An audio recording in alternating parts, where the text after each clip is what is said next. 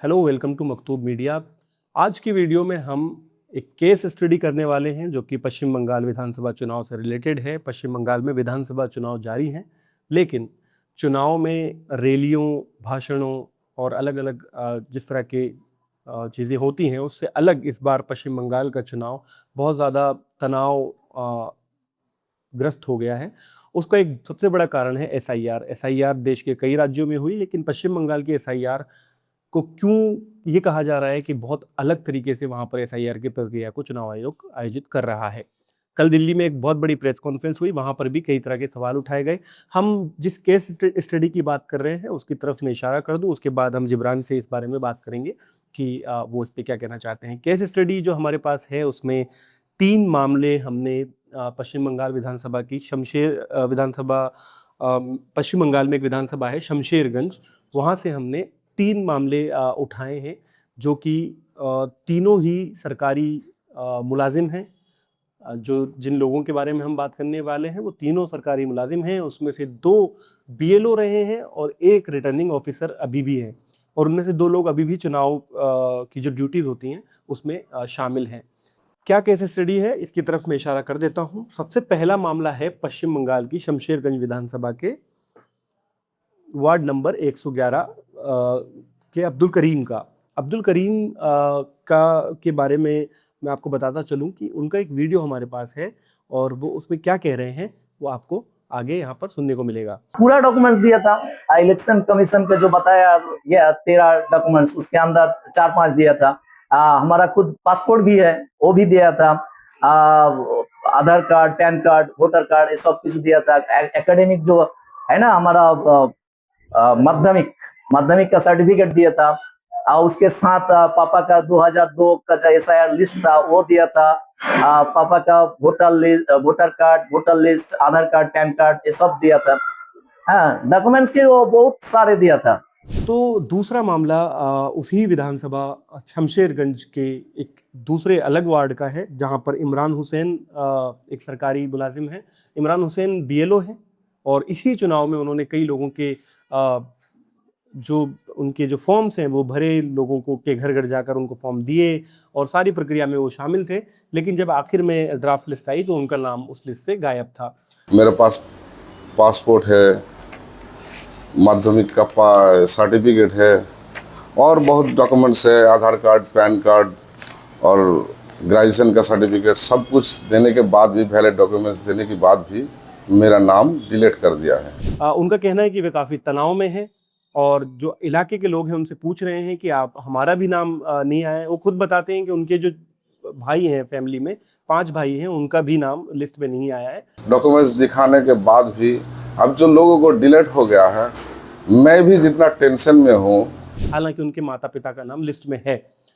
तो वो भी सवाल उठा रहे हैं कि जब मैं बीएलओ हूँ, मैंने सारी प्रक्रिया में हिस्सा लिया है, मैं एक सरकारी मुलाजिम हूँ, फिर भी मेरा नाम क्यों काट दिया गया। इसी तरह से उसी विधानसभा के एक और अन्य वार्ड से अब्दुल बारी आते हैं। अब्दुल बारी का ये कहना है कि वो 11 साल से नौकरी कर रहे हैं और उनका भी नाम काट दिया गया है। अब्दुल बारी का ये भी कहना है कि वोट जो है वो एक अधिकार है जो संविधान ने हमें दिया है, हमारा अधिकार क्यों छीना जा रहा है। यह है हियरिंग का कागज जिसमें दिखाया था कि मेरा जो हम लोग जो भाई बहन है वो 6 के अधिक दिखा रहा है, लेकिन सच बात यही है कि हम लोग 5 भाई बहन है। ये मेरा बर्थ सर्टिफिकेट है, ये मेरा कास्ट सर्टिफिकेट है, ये मेरा माध्यमिक पास सर्टिफिकेट है। इवन मैं एक सरकारी स्कूल में नौकरी करता हूँ, उसका अपॉइंटमेंट लेटर, ज्वाइनिंग लेटर है। मैं बीएलओ ड्यूटी भी पालन किया, इस बार एडिशनल बीएलओ ड्यूटी था। अब हम आते हैं इस पूरे मामले के पीछे की क्या वजह है, कल की प्रेस कॉन्फ्रेंस में क्या कुछ कहा गया और ये पूरा मामला किस तरह से देखा जा रहा है, और इसको विपक्षी पार्टी जो टीएमसी वहाँ पर है, ममता बनर्जी और अभिषेक बनर्जी, इसको किस तरह से इस पर सवाल उठा रहे हैं। तो जिब्रान हमारे साथ हैं। जिब्रान, क्या कुछ हो रहा है? ये तो सिर्फ एक विधानसभा के 3 मामले हैं, लेकिन कई अलग अलग विधानसभाओं में इस तरह के मामले सामने आए। देखिए, सबसे पहले तो मैं ये बताऊं कि डेमोक्रेसी जो होता है, लोकतंत्र का अस्तित्व ये है कि लोग नेता चुनते हैं। लेकिन कल जो एक प्रेस कॉन्फ्रेंस हुई एपीसीआर द्वारा जो बुलाई गई, तो वहाँ पर एक बहुत ही अनोखी बात कही गई कि ये किस तरीके का दौर चल रहा है जहाँ नेता या जो सत्ता में बैठे हैं वो वोटर्स चुन रहे हैं। जिस तरीके के इल्ज़ाम लगे कि कम से कम 20 लाख से ज़्यादा लोगों के नाम कटे हैं।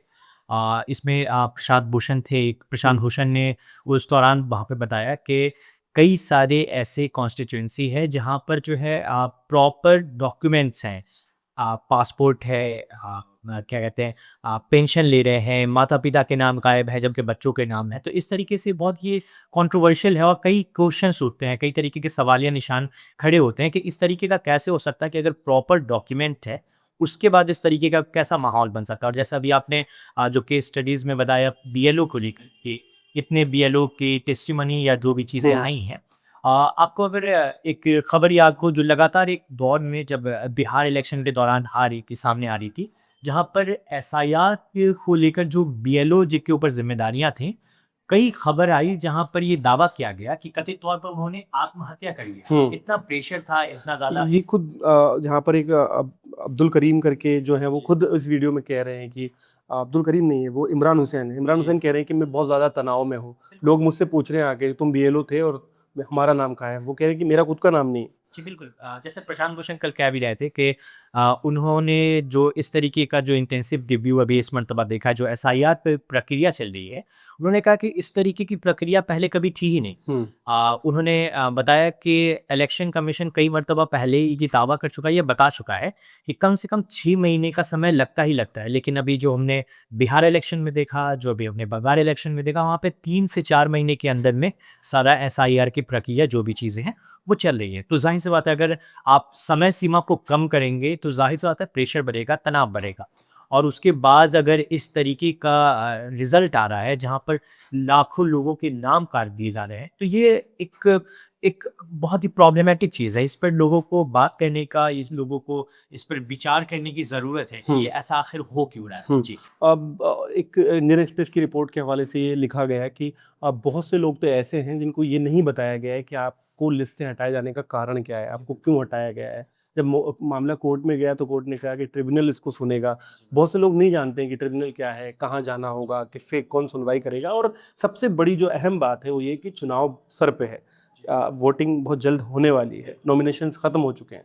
तो ये कब ये लोग रिवाइव होंगे, कब इन लोगों के वोटर लिस्ट में दोबारा से नाम आएंगे, ये बहुत बड़ा सवाल है। जी, बिल्कुल। जैसा कल के प्रेस कॉन्फ्रेंस में एक नदीम खान साहब जो APCR एपीसीआर से जुड़े हुए हैं, उन्होंने कहा कि उन्होंने दावा किया कि कई ऐसी कॉन्स्टिट्यूएंसी है जहाँ पर एक ख़ास पॉलिटिकल पार्टी उन्होंने भाजपा बना लिया कि भाजपा को या जो एज दिलाने के लिए, जो जीत दिलाने के लिए कई सारी कॉन्स्टिट्यूएंसी में वहाँ के लोग दावा कर रहे हैं कि वहाँ पर एक ख़ास कम्युनिटी या मुस्लिम कम्युनिटी कह लें या कोई भी ऐसे लोग जो उस पॉलिटिकल पार्टी को आमतौर पे देखा जाता है कि वो नहीं करते हैं उनको वोट।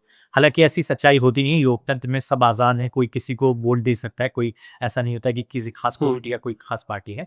तो इस तरीके के नाम काटे गए हैं, जैसे उन्होंने 3-4 कॉन्स्टिट्यूएंसी के नाम गिनवाए, जैसे मालदा, मुर्शिदाबाद, नंदीग्राम, 24 परगना।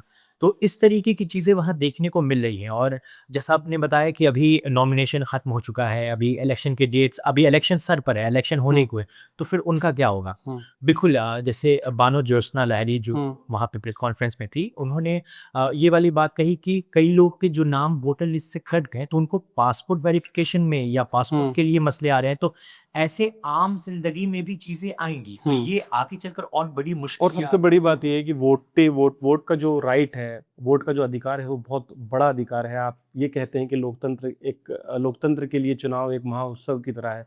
जब आपको वोट देने का अधिकार नहीं मिलेगा तो ये आपके लिए किस तरह से उत्सव होगा। एक और बात, जो दूसरे राज्यों में एसआईआर हुआ, राजस्थान में हुआ, दूसरी जगहों पे हुआ, वहाँ पे ये कहा गया है कि 2002 की लिस्ट में अगर आपके पिता का नाम है, माता का नाम है, तो फिर आपको सिर्फ मैपिंग करानी होगी और आपको डॉक्यूमेंट्स देने की भी ज़रूरत नहीं। लेकिन यहाँ पर कई लोग ऐसे हैं जिनके पास डॉक्यूमेंट्स भी हैं और 2002 की लिस्ट में नाम भी है, फिर भी उनका नाम काट दिया गया। आपके पास क्या डेटा आपने इस दौरान देखा कि कितना लोग प्रभावित हो रहे हैं इससे, कुछ मोटा-मोटा? जी, असल में डेटा कई तरीके का है। कई जो मीडिया ऑर्गेनाइजेशन है, कई वेबसाइट्स हैं, वो तकरीबन 40 से 50 लाख क्लेम कर रही हैं। लेकिन कल जो एपीसीआर का जो प्रेस कॉन्फ्रेंस हुआ, वहाँ पे 20 लाख के करीब डेटा मोटा-मोटी बताया गया। उसमें उन्होंने ये बताया कि जो मुस्लिम कम्युनिटी है, उनके साथ-साथ जो महिलाएँ हैं, ट्रांसजेंडर लोग हैं, सेक्स वर्कर्स हैं या जो गरीब या हाशिए पे खड़े जो लोग हैं, उन पर ये सबसे ज़्यादा असर पड़ा है, हम्म, इस तरीके का जो नाक काटने का जो पूरा का पूरा मामला आया पेश हुआ है, उनके साथ सबसे ज़्यादा हुआ है। हम्म, तो इस पे अगर देखें तो आपको समझ में आएगा कि जो डेमोक्रेसी है, जो डेमोक्रेसी एक एंटी डेमोक्रेसी है, जहाँ पे सारे लोग, हर किसी की भागीदारी की ज़रूरत होती है, वहाँ पे अगर कई कम्युनिटी या इस तरीके का अगर ख़ास कम्युनिटी से अगर आप हिस्सेदारी या उस तरीके की उनको सपोर्ट हम्म, नहीं देते हैं, उनको उस हम्म, तरीके से उनकी ये नहीं लेते हैं कि उनकी राय क्या है, हम्म, तो ये हेल्दी डेमोक्रेसी नहीं हुआ, ये और फिर बहुत ही हाँ, और एक अहम सवाल ये भी है जो इस केस स्टडी में इन तीनों ही लोगों ने जो सरकारी नौकरी में हैं जी। उन्होंने उठाया कि हम तो सरकारी नौकर हैं, हमने 11-11 साल 20-20 साल तक सरकारी नौकरी की, हम सिस्टम को जानते हैं, हम समझते हैं कि किस तरह से फॉर्म भरा हो जाता है, किस तरह से प्रक्रिया को बढ़ाया जाता है, लेकिन उन लोगों का क्या जो बहुत बुजुर्ग हैं जिनका नाम काट दिया गया और वो पढ़े लिखे नहीं हैं, आप जो बात बोल रहे हैं, तो ये एक बहुत बड़ा सवालिया निशान है। आखिर में मैं इशारा करना चाहूँगा जो आज एक रिपोर्ट आई है कि 91 लाख लोगों के नाम लिस्ट से हटाए गए हैं, तो ये बहुत बड़ा सेटबैक हो सकता है रूलिंग पार्टी के लिए भी पश्चिम बंगाल में, और एक अब नतीजों को बदलने के लिए भी एक बहुत बड़ी भूमिका निभा सकता है। कई सारे सवाल उठ रहे हैं, कई सवाल किए जा रहे हैं कि आखिर ऐसा क्यों हो रहा है, चुनाव आयोग की इस पर क्या प्रतिक्रिया है, और सबसे बड़ी बात सुप्रीम कोर्ट इस पर क्या एक्शन लेने वाला है। इन सभी सवालों के साथ आप बने रहिए मकतूब मीडिया के साथ, हम आपको लगातार इस तरह की खबरें देते रहेंगे। शुक्रिया।